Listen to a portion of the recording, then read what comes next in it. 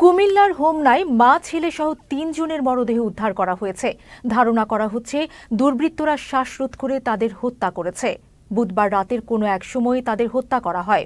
হোমনা উপজেলার ঘাগটিয়া ইউনিয়নের বড় ঘাগটিয়া গ্রামে এই ঘটনা ঘটে। নিহতরা হলেন শাহপরানের স্ত্রী মাহমুদা আক্তার, তাদের ৯ বছরের ছেলে সাদ এবং শাহপরানের মামাতো ভাইয়ের ১৪ বছরের মেয়ে তিশা। বিষয়টি নিশ্চিত করেন কুমিল্লার সিনিয়র সহকারী পুলিশ সুপার মীর মোহসেন। মোহাম্মদ শাহপরান ঢাকায় একটি চাকরি করেন। জানা যায় বুধবার রাতে তার স্ত্রী, ছেলে ও এক ভাইয়ের মেয়ে তিশা ঘুমিয়েছিল। রাতের কোনো এক সময় তাদেরকে গলায় ওড়না পেঁচিয়ে হত্যা করে পালিয়ে যায় দুর্বৃত্তরা। খবর পেয়ে মরদেহ উদ্ধার করে কুমিল্লা মেডিকেল কলেজ হাসপাতালের মর্গে পাঠানো হয়েছে। তদন্ত করে আইনি ব্যবস্থা নেওয়ার কথা জানিয়েছে পুলিশ।